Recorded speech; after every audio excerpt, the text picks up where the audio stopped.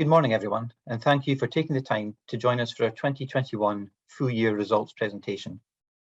I'm David McCreadie, and with me today is Rachel Lawrence, our Chief Financial Officer. It's approaching 5 months since we held our first Capital Markets Day, and we outlined to you our new vision, purpose, and strategy.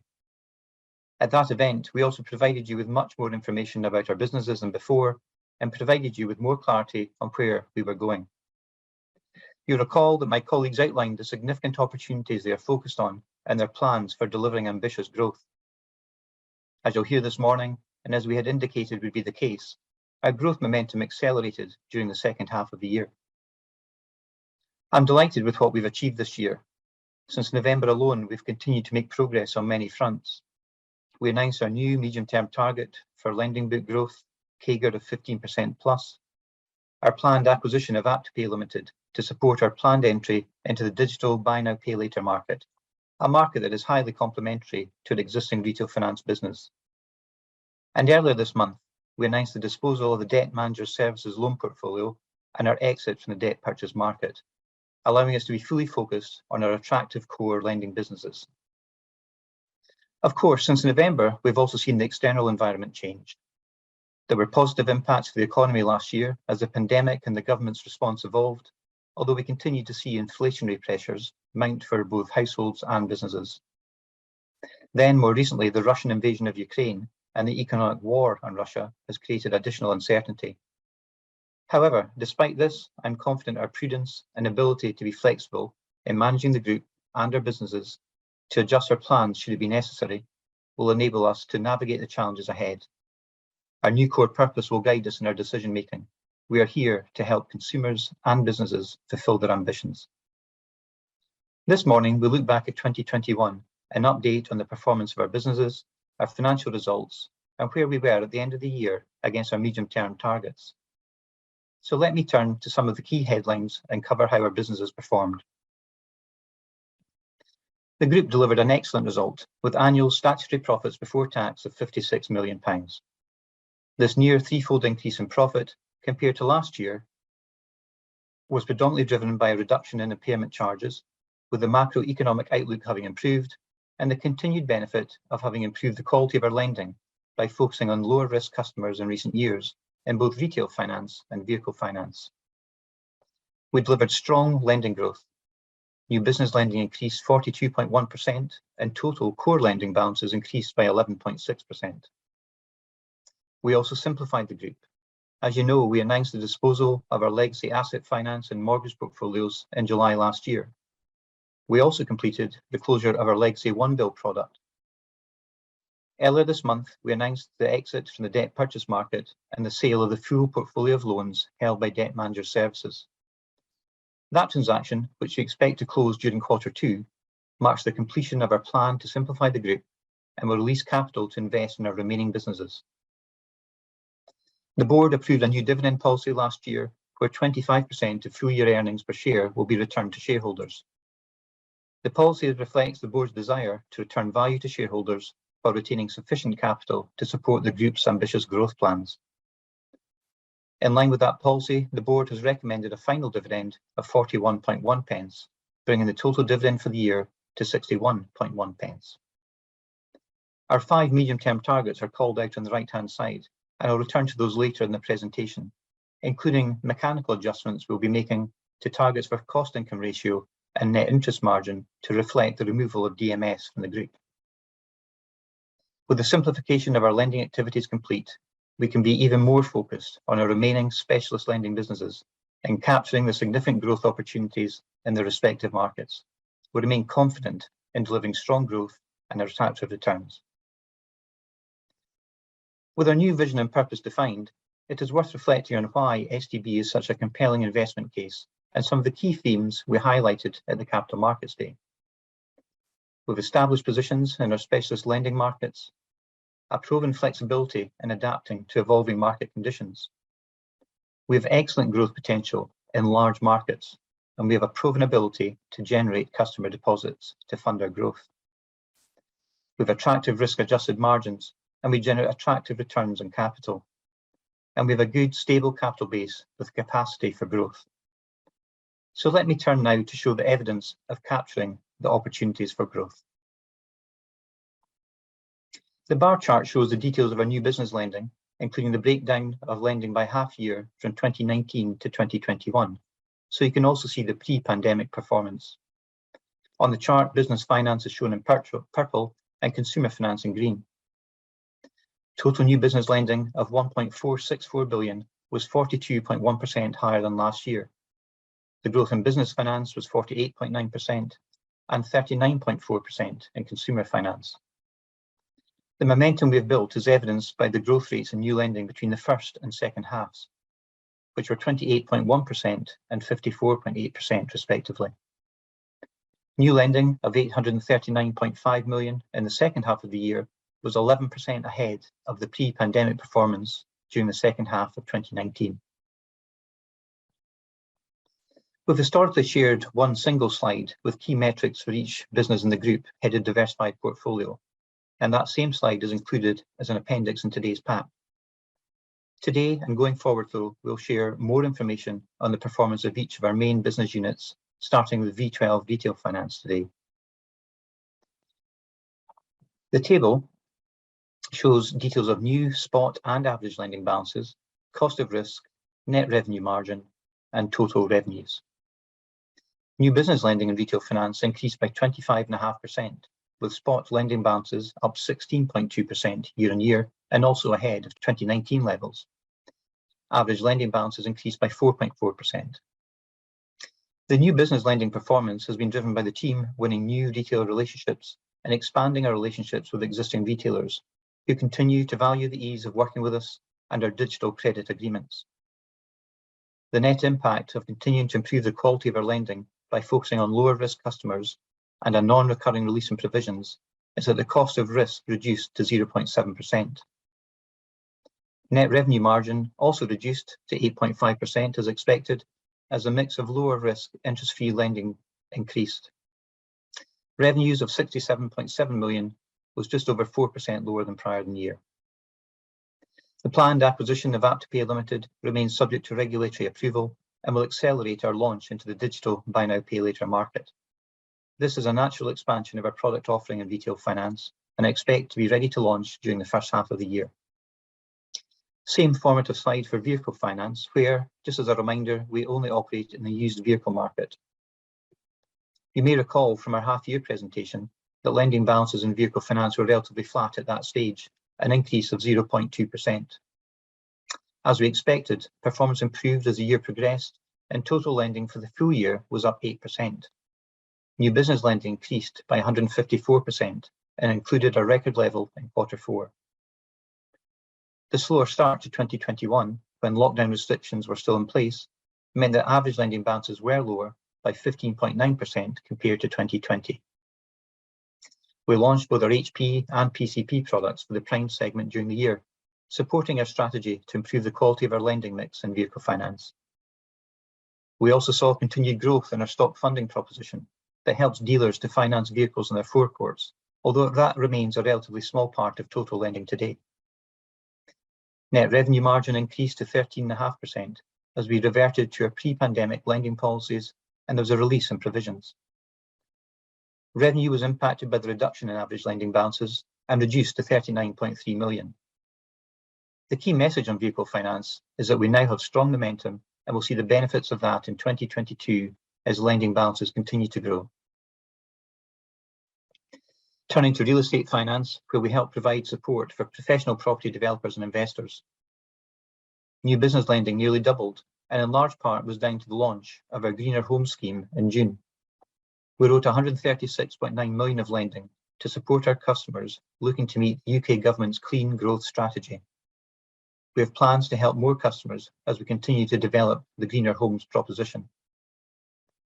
With a slower start to the year due to COVID restrictions and the expected repayments of some larger development loans during the first half, average balances increased by 2.4%, but spot balances increased by 5.5% year on year as momentum built during the year.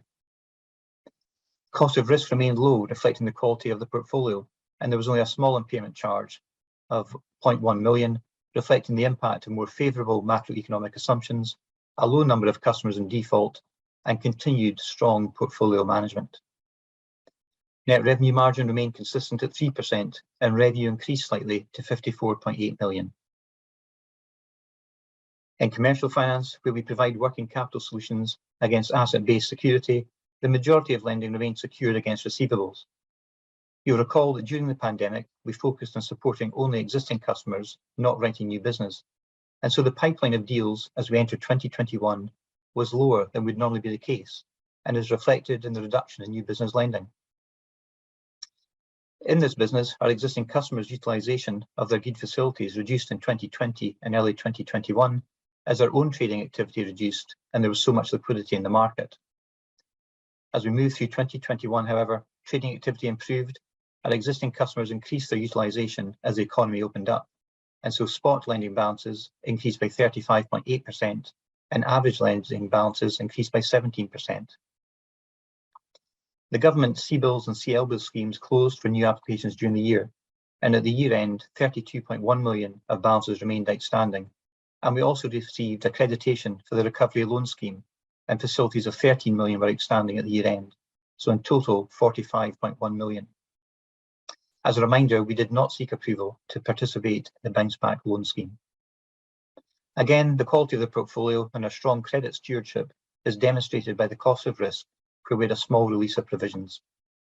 Net revenue margin increased to 5.7%, and total revenue increased by 14.5% to 17.4 million. So in summary, across all four specialist lending businesses, we have benefited from improved market conditions, seen volumes increase, and continue to benefit from the action taken to improve the quality and reduce the risk of our lending. The growth momentum we have built through the second half of 2021 will benefit us in the current year and beyond. Let me now hand over to Rachel to share more details of the financial results. Thank you, David, and good morning, everyone.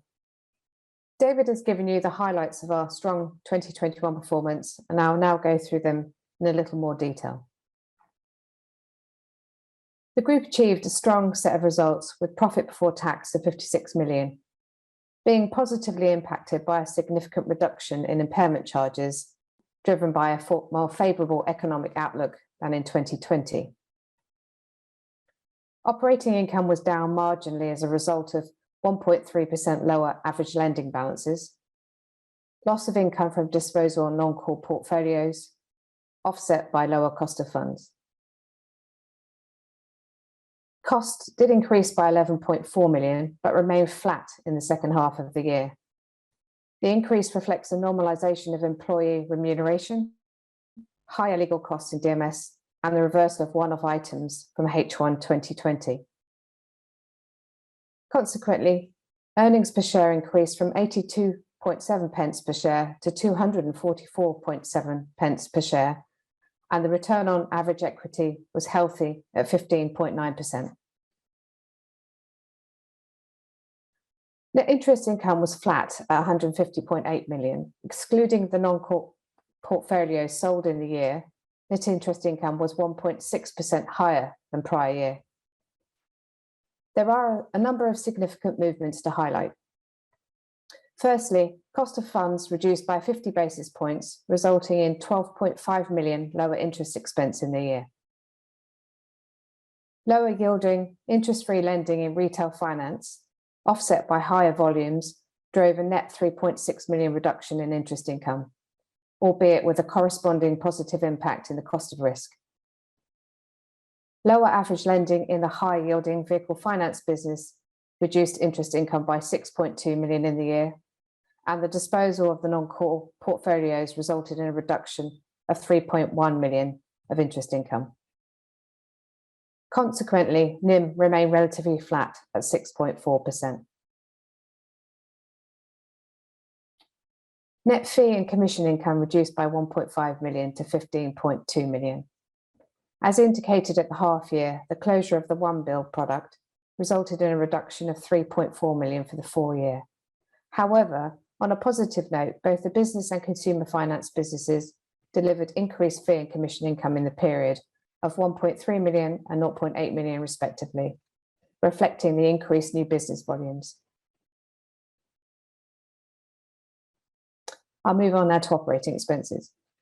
We indicated at half year that our operating costs would increase in 2021, and coupled with a slight contraction in average lending balances during the year, the cost-income ratio would also increase. Year-on-year absolute operating expenses increased by 11.4 million to 104 million.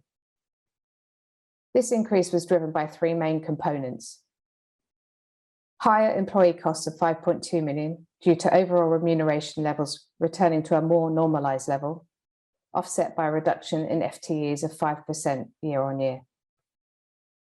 Increased legal costs in DMS of 3.1 million, and with the sale of DMS portfolio and the exit from the debt management market, this cost will no longer be incurred by the group in the future. And no benefit of the one-off impact of VAT recovery of 3.3 million in 2020.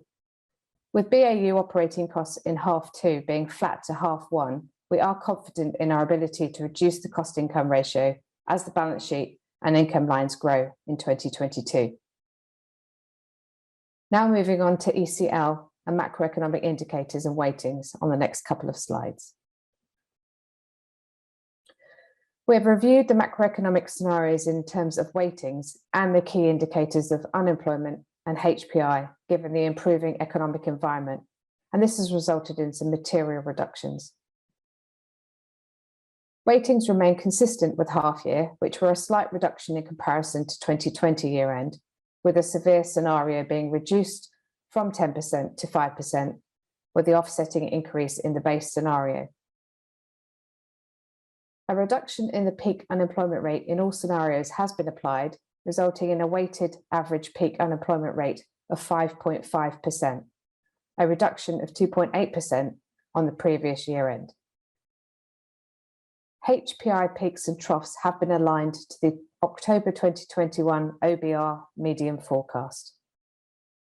All of these changes to these assumptions have released 13.2 million of provisions in 2021. The sensitivity to 100% weighting to the severe scenario increases the impairment charge by 16.3 million, and if weighted 100% to the upside scenario, there would be a reduction in impairment charges of 5.7 million. In 2021, the cost of risk reduced from 2.3% in 2020 to 0.1% in 2021, and the impairment charge for the full year was 4.5 million, and that was a decrease of 46.8 million on 2020. Therefore, coverage ratios have reduced by 80 basis points, but still remain prudent at 2.6% and above pre-pandemic levels of 2.4%, even with the improvement in credit quality of our lending. Balance sheet provisions reduced from 82.7 million in 2020 to 67.5 million in 2021. The significant drivers of this reduction of 15.2 million are firstly the change in macroeconomic assumptions I've just mentioned, which reduced provisions by 13.2 million. We had new lending in the period, which added 18.2 million of provisions. And with the portfolio maturing, aging, and improving the quality, we reduced provisions by 25 million. And there was an additional overlay introduced of 4.6 million to reflect the risk to the customer affordability as a consequence of the rising cost of living. At a summary level, the balance sheet grew with total assets increasing by 8.4%. Loans and advances increased by 7.3% and excluding the non-core portfolios by 11.6%, reflecting the strong return to growth in the last quarter. Total funding increased by 9.9%, reflecting the increasing lending balances. There were further drawings of the TFSME, which resulted in an increase in wholesale funding of 117 million in the period, and customer deposits increased by 5.6%. Shareholders' equity increased by an impressive 13% to 302.4 million. Total loans and advances increased by 173 million during the year. The core businesses returned to growth with an 11.6% increase in loans and advances. In business finance, REF had a strong end to the year with the successful greener home schemes being launched, and commercial finance grew over 35% as a result of lower attrition and healthy new customer levels. In consumer finance, retail finance continued its strong growth from Q2 into the second half with an increase of 16.2% in the year. Vehicle finance had a strong second half of the year, delivering 8% growth as momentum built with new products and the entry into the prime market.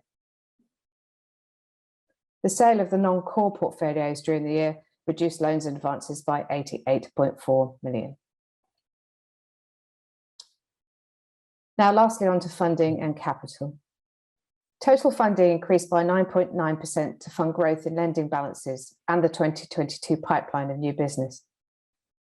The group continued to manage down the levels of relatively high cost fixed rate funding as it matured and was replaced with ISAs, notice and access products.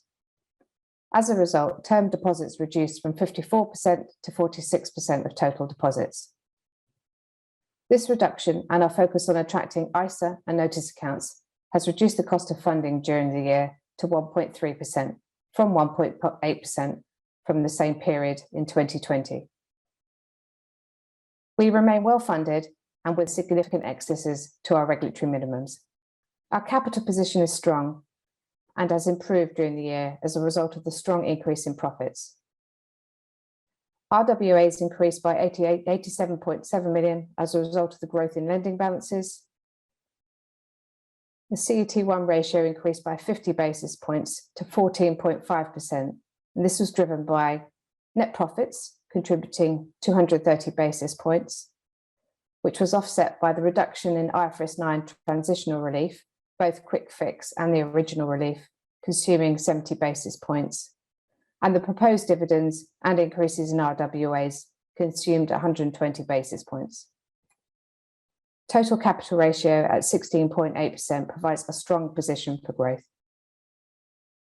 Thank you, and I'll pass back to David so he can give you an update on the strategy and outlook. Thank you, Rachel. I now make some comments on our strategic progress, priorities and outlook. In November, we set out our new aspirational vision to be the most trusted specialist lender in the UK and our new core purpose to help more consumers and businesses fulfil their ambitions. And we also refreshed our strategic narrative under 3 themes of grow, sustain, care. So let me explain the progress we made against these themes in 2021 and highlight the priorities that we'll continue to focus on in 2022 and beyond. Progress is on the left-hand side of the slide and priorities on the right. I'll just call out a few points. Looking at progress under grow, we're typically a smaller player in our specialist lending markets with clear opportunities to grow. We're ambitious and want to help more customers.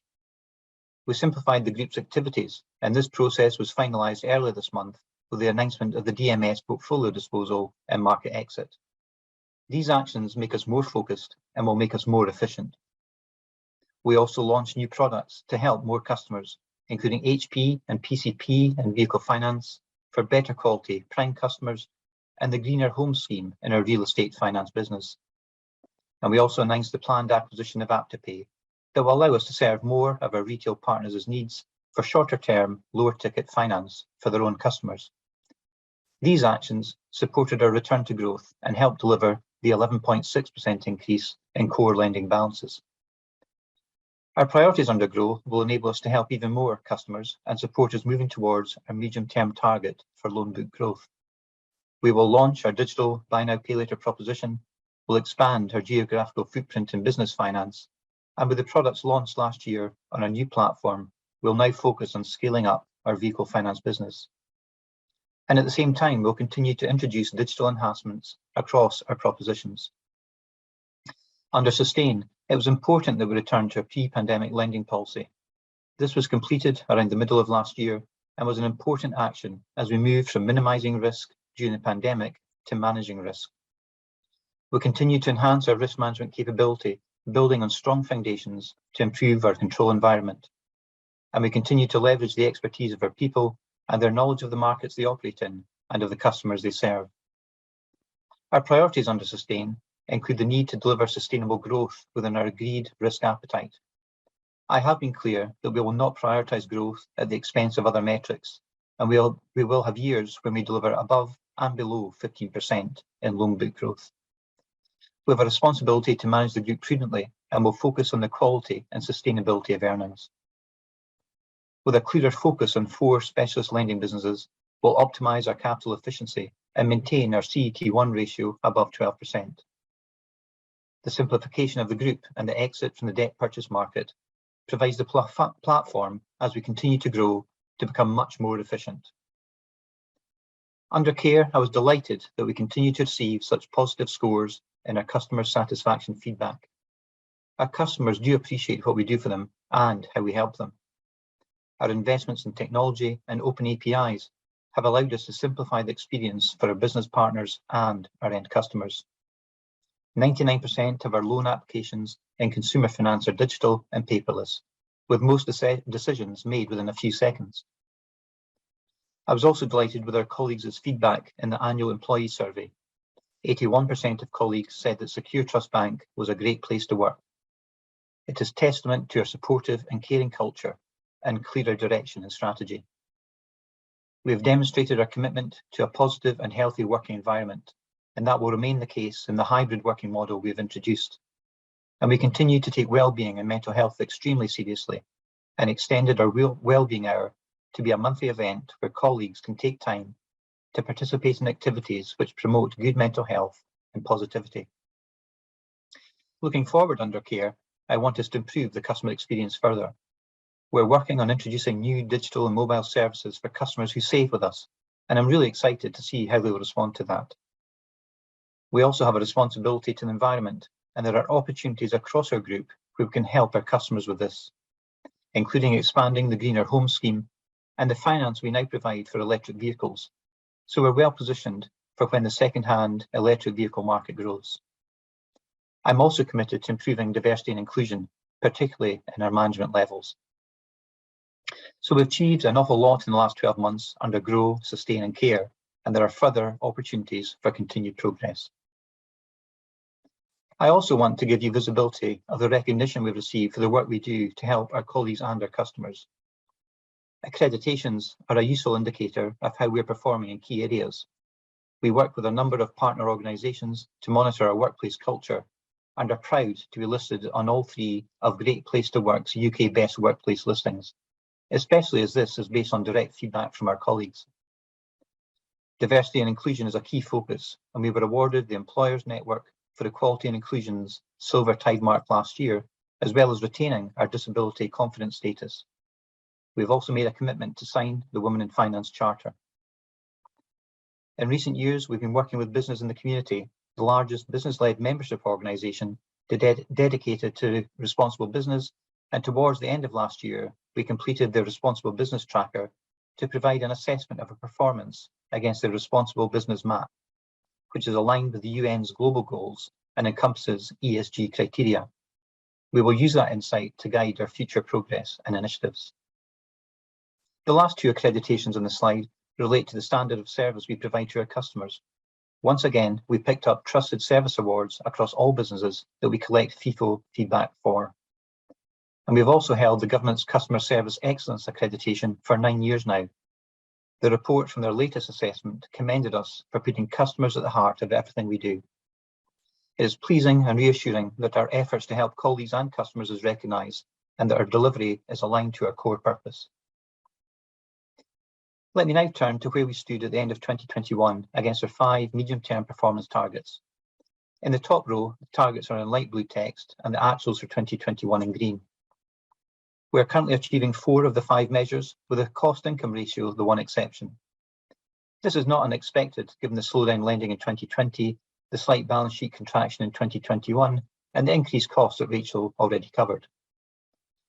However, now that we are growing again, particularly during the second half of last year, income growth will follow. Coupled with a renewed focus on cost discipline and simplification of the group, we will improve the ratio this year and next. Of course, DMS was loss-making in each of 2020 and 2021, and as it is removed from the group during 2022, there are 2 of our medium-term targets we are updating. DMS represented a small proportion of our lending, although it was the highest margin lending across the portfolio. Removing DMS reduces the group's net interest margin, and so we are adjusting the target to reflect that change to net interest margin from being above 6% to target to be above 5.5%, which, as you know, compares favourably to peers. Similarly, the cost income target is changing from the current target range of 50 to 55%. The revised target is to deliver a cost income ratio of less than 50%. We'll continue to report against these targets at each half year and full year results briefing. Finally, just make a few closing remarks. We are at an exciting stage in our development. We have a diversified and resilient business model. Our diversification is a key strength, and despite recent uncertainties, we will continue to be flexible and adapt as market conditions evolve, as we have done in the past.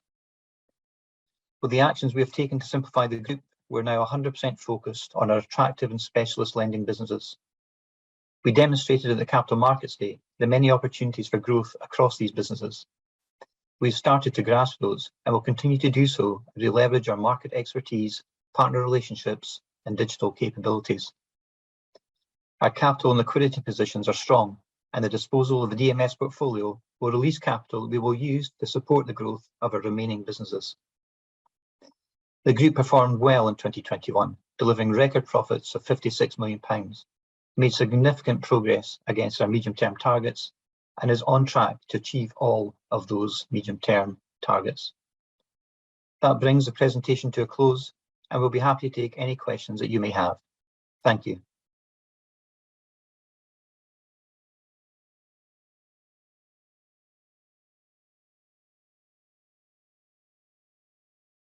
Thank you. Ladies and gentlemen, to ask a question today, please signal by pressing *1 on your telephone. Please ensure that the mute function on your telephone is switched off to allow your signal to reach our equipment. Again, to ask a question, please signal by pressing *1 on your telephone keypad. We will pause for just a moment to allow everyone an opportunity to signal for questions. We will go to our first question now from Gary Greenwood from Shore Capital. Please go ahead, your line is open. Oh, hi, morning. I just wanted to ask a couple of questions around inflation and interest rates. So on inflation, so first of all, how are you thinking about that in terms of impairment trends going forward? Obviously, you've already set aside an overlay provision to try and capture some of that risk at the end of 2021, but just how people should be thinking about that in terms of the impairment charge going forwards. And then also on costs, I don't know whether you can sort of split out the sort of underlying cost inflation in the business versus the potential benefit that you'll get from lower investment as you go forward. And then secondly, on interest rates, obviously one of the benefits in terms of the numbers last year was the lower funding cost, which was, I think, part mix, but also partly because base rate came down previously. Obviously, we've got base rates rising again now, so will you be able to pass those rising interest costs through to customers? How will that impact on savers, etc.? So just how you're thinking about that in terms of sensitivity to the numbers. Thanks. Thanks. Morning, Gary. Thank you for that. Actually, I'll maybe just answer the cost point myself, and then hand over to Rachel on the rates piece myself, and then hand over to Rachel on the cost and inflation. I mean, just so you know, we've been discussing this, as you can imagine, quite a bit. The interest rate environment increasing already within our businesses. There are opportunities, and we've already passed through some increases. But clearly, that's likely to be a growing trend through the rest of 2022, based on current market forecasts. So we do have the opportunity. I mean, obviously, it becomes commercial negotiations in some places.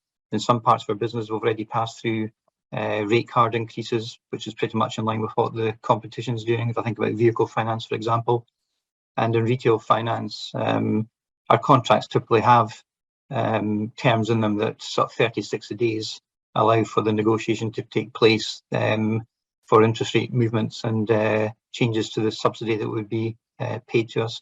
So I think we've got clearly some lag effect in terms of when these may kick in, but we're already onto it and taking action to protect the sort of rate and margin going forward. And then Rachel, on the inflationary pressures and costs? Yeah, okay. Gary, I mean, I think from an inflation perspective, if you're looking at impairments, obviously we did take a new overlay, post-model adjustment of 4.6 million. That's in its early infancy in terms of its calculation. So we would say that when we're facing into what will be potentially a pretty bad look through in terms of cost of living, we are going to have to ensure that we are well protected. I think we've said in the presentation, we are still, our coverage ratios are still above the pre-pandemic levels, and that doesn't really reflect the fact that we've also improved the credit quality of our consumer portfolios as well. So we think we're reasonably protected there, and as I said, we put an additional overlay, and we'll continue to monitor that going forward. And as you know, IFRS 9 models have not been built really, again, for this scenario in the same way they weren't built for a pandemic. So everybody will be trying to make sure that we sensitise the models for what will be potentially people being employed but having a lot less disposable income. And throughout this year, there's going to be a few pressure points coming up with caps on energy, etc., that will happen at certain points in the year. So we are monitoring that. But as I said, I think our coverage ratios as they stand are inflated on the pre-pandemic levels anyway. On cost inflation, I think as we've said before, we're on a journey in terms of looking at our cost base from an efficiency perspective. We will, of course, have pressures around wage inflation and pressures in terms of physically getting employees. We have taken some action at the beginning of this year in relation to our operational staff, giving them a higher rate of pay review to ensure that we can keep those staff, because obviously there's pressure in locations that we're in relation to other financial services companies. But we do believe that the forward look for us in terms of cost income is the fact that we have efficiency gains coming, and we've planned those and we have a programme to implement those. So any inflationary pressures which will affect us as well will hopefully be slightly dampened from others who may not have the efficiency programs that we have. Are you able to split out at all what proportion of the cost base is sort of investment versus business as usual? I think that business as usual is a reasonably high proportion. We have a small amount of spend left in terms of investment on our digital savings programme and the last part of the collections programme in relation to motor transformation. So they're the two items that we have in 2022. I think we have invested quite heavily. There's always continued investment, but it won't form a large part of our ongoing cost base. So we will see efficiencies and reductions coming from that if you're looking at comparisons to previous years. That's wonderful. Thanks for taking my questions.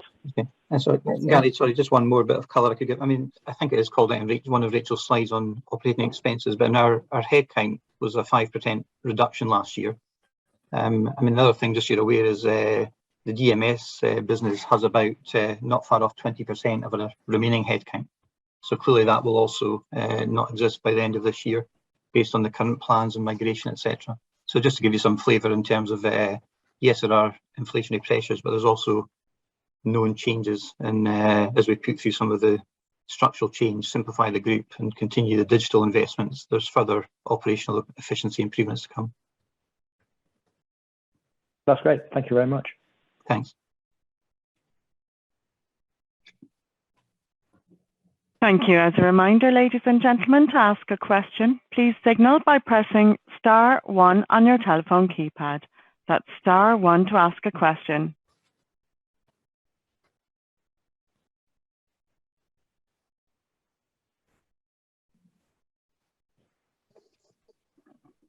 We now have a question from Robert Sage from Peel Hunt.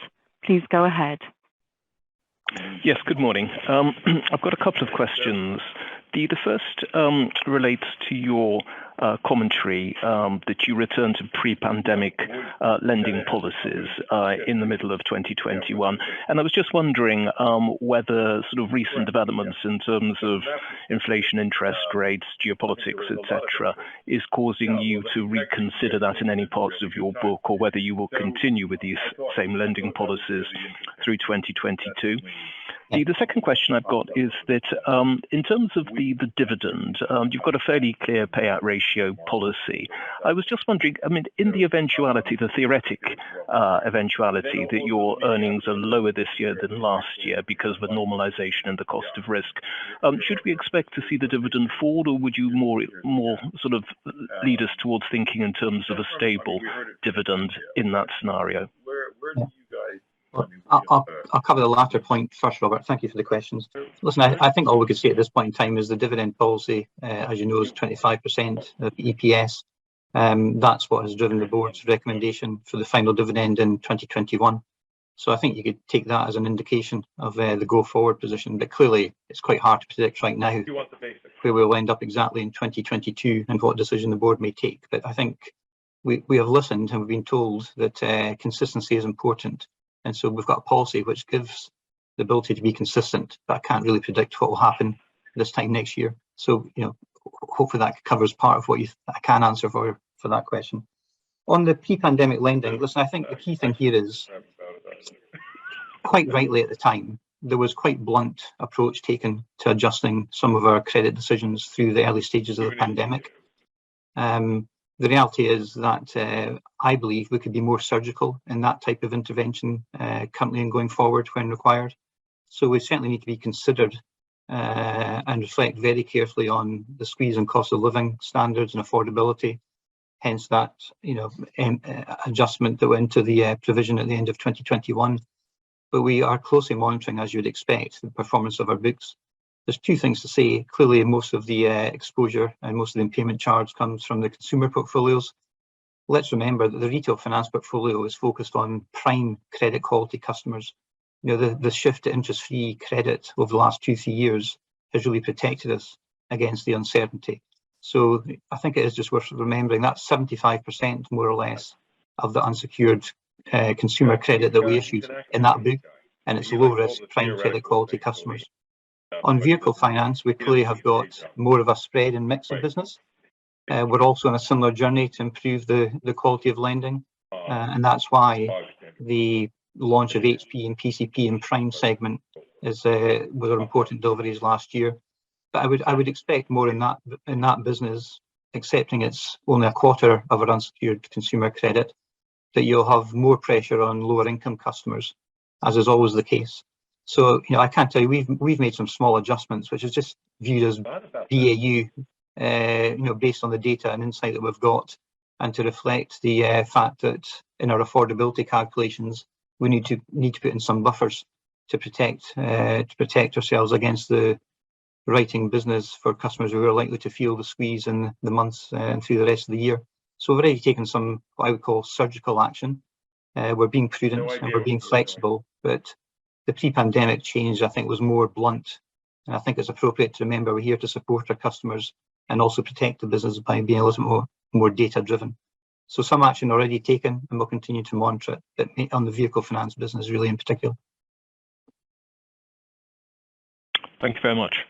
Thanks. Yeah, they are. They take sense. Thank you.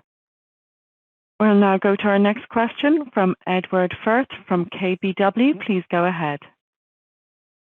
Yeah, morning everybody. And apologies, your phone broke up a bit, so you may have answered this, but could I just understand a little bit about the funding cost reduction and how we might see that going forward? I mean, is it possible to give us some sort of indication of what proportion of your funding base is variable versus fixed, and how sustainable that will be if we see interest rates rise 1%? Should we be expecting that just to be a sort of a broadly a feed through or not? Thanks very much. Thanks, Ed. Oh, Rachel, you're on mute. Sorry. Yes, thanks, Ed. I think obviously we've been on quite a journey with our cost of funds, and you know, the result of 1.3 reflects the fact that we have reduced our fixed term proportion of our deposits down from 54 to 48, I think it was, maybe 46. So I think we've said before that transformation is probably at the bottom now, and as you rightly call out, we are in a rising rate environment. So we have a portfolio that allows us to have administered rates, and we can pass through those in terms of rate rises, and we've done that. In terms of our deposit holders, obviously we can pass through what we think is appropriate, and we monitor that on a regular basis. From an assets perspective, yes, we would start to be looking at passing through any significant rate rises into the future to ensure that we're protecting our NIM. And obviously there will be some commercial competitive pressures there, but we have already indicated, and I think David just said that we've started that process already with the recent rate rises. So I'd say that our view at the moment is that we will protect our NIM as we go forward and ensure that we pass through any rate rises to both sides of the balance sheet appropriately. Perfect. Thanks so much. Thank you. As a final reminder, ladies and gentlemen, if you do have a question at this time, please signal by pressing *1 on your telephone keypad.